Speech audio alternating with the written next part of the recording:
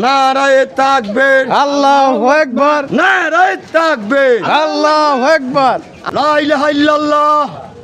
আল্লাহর কুতুবরা কোনোদিন মরে না, আল্লাহর ওলিরা কোনোদিন মরে না। আল্লাহর ওলিরা কবরেও জিন্দা, উফরেও জিন্দা।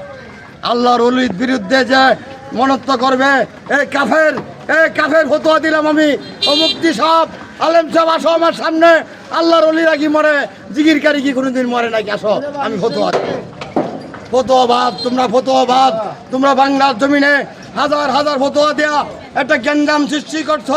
আজকে আমরা দেশ হারা, ইসলাম হারা, ধর্ম হারা, অর্থ হারা, কেন সারা বিশ্ব শাসন করছে মুসলমান 850 বৎসর। আজকে আমরা সব কিছু হারা হইয়া আমরা গোষ্ঠী, কারণ এই ফতোয়ার কারণ। তো আলেম আছে, ওরা ফতোয়া দেয়, এটা করলে এটা করে, এটা করে, এটা কর। জাল দলিল আছে, জাল হাদিস আছে, জাল কুরবানি আছে, জাল বুখারী শরীফ আছে, কয়টা কয়া সব জাল। আল্লাহর ওলিরা চিনে না, আল্লাহর কুতুবরা চিনে না।